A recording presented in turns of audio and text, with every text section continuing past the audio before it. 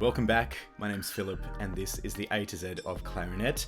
We have reached C and C is for circular breathing. There's a lot of confusion around circular breathing, especially among people who don't know how to do it yet. I think that fundamental misunderstanding comes from the name, circular breathing. It's not what you might think if you don't know what this is. What we are not doing is breathing in while we're breathing out. That's kind of impossible. We can't actually breathe in with our lungs and out through our lungs at the same time.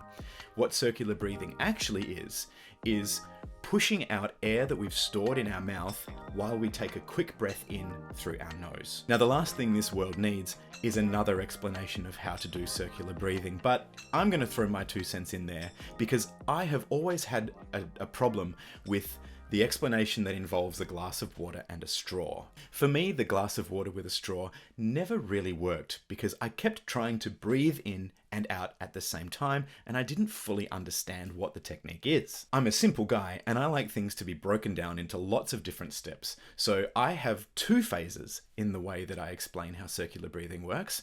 The first one is quite simple, and it's very easy to pick up. The second phase, that can take weeks, months, maybe even years to master. These 2 phases have completely different learning curves. The first phase has a very steep learning curve, which is a good thing. We want to learn a lot in a very short space of time. And the second phase has a much shallower learning curve. Now that can be frustrating, but if you stick with it, eventually, maybe a couple of weeks, a couple of months, hopefully not a year, you will be able to master this technique. The first phase is the skill itself. It is learning the mechanics of holding air in your mouth and pushing it out while you take a quick breath in through your nose. That can take you about 5 minutes. The second phase is a lot trickier, and this is where we take that skill and apply it to our instrument. So here we go. Phase 1, learning how to do the technique. The first step is to take a big mouthful of water. That's it. Take a big mouthful of water and just hold it in your mouth. While you're holding it in your mouth with your cheeks puffed out, breathe in and out through your nose. Now you'll notice that you can breathe in and out through your nose quite happily while you're holding a mouthful of water.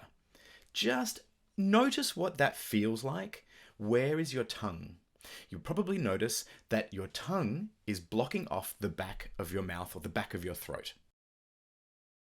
The next step is to get the feeling of pushing the water out of our cheeks. For now, we're going to use our hands. So just push against your cheeks and you'll notice the water comes spurting out of your mouth. You are absolutely allowed to laugh because yes, this is ridiculous. Now the next step, we're going to try pushing the water out of our cheeks while we take a breath in through our nose. This might take you a couple of tries, but eventually you'll get there. We are going to try and push the air out of our mouth using our cheek muscles. This is the fundamental skill of circular breathing. So try and push the air out using your cheeks and at the same time, breathe in through your nose. Now this might take a couple of tries, but that's pretty much it. That's the fundamental basis of the technique. Things that you can do to hone this skill and to really become expert at it, you can think about the direction the water is going out of your mouth. What we want is a nice, thin, narrow stream of water, which kind of matches our idea of a nice, thin air stream. So now that we've done this with water, we can start applying this skill to air. Now in phase 2, we have to restart the air that we've just breathed in through our nose. Remember back in phase 1, we held water in our mouth while we breathed in and out through our nose. Now I asked you to really concentrate on what it feels like with your tongue blocking off the back of your throat. We're now going to use that feeling. Now when we're restarting the air, a lot of stuff has to happen in a very short space of time. We have to breathe in through our nose, while we're pushing the air out with our cheeks, and then we have to get a lungful of air, which we then start blowing, and our tongue is going to slowly move away from the back of our throat to open up that air so that the air from our lungs can come out. Whew, that's a lot of stuff. Now, feel your tongue against the back of your throat while you're pushing this air out. To me, it kind of feels like I'm saying k or kye very, very slowly. So this is the step that you're going to probably have to practice the most. And to be honest with you, this took me several months to really get the hang of. Now, step 2 of phase 2 is the bit we've all been waiting for. This is where we actually put the skill onto our instrument. But don't get ahead of yourself. What I strongly urge you not to do is to start doing this on a single note. If you do this on a single note, what you'll notice is that your embouchure is going to completely crumble and the sound will be terrible while you're actually doing this process. So what I would suggest that you do is actually practice this on a trill or even on a technical passage that is something you don't really need to think about, so that you can concentrate on what the back of your mouth and your nose and all of this is doing. In the opening, I was playing that moment from the Chinese dance from the Nutcracker Suite. That's a fantastic example of something. It's a repetitive technical exercise that's not difficult. I don't really need to think about it, and I can concentrate on what my circular breathing's doing. Now, if we were to practice it on a single note, it's probably going to sound a bit like this.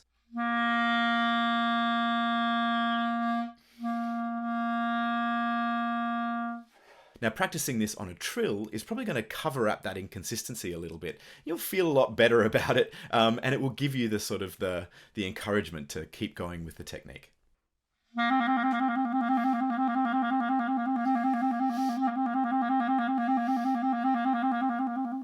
Now, the final step of phase 2 is just keep practicing. You can't practice this too much. This is a really helpful skill, and the more you do it, the better you're going to get at it and the more comfortable you're going to be.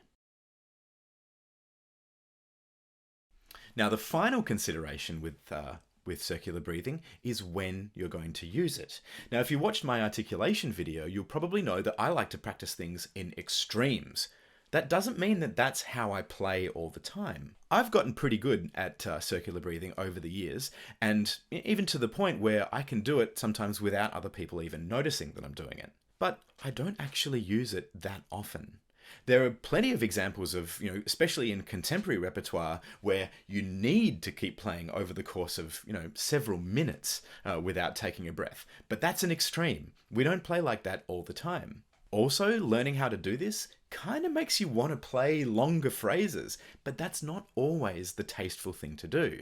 I would say that in at least 90% of my playing, that is repertoire and playing in orchestras, I don't use circular breathing at all. Again, it goes back to this idea of listening to singers to take our ideas on how to phrase beautifully and how to play at our most musical. Are singers able to do this?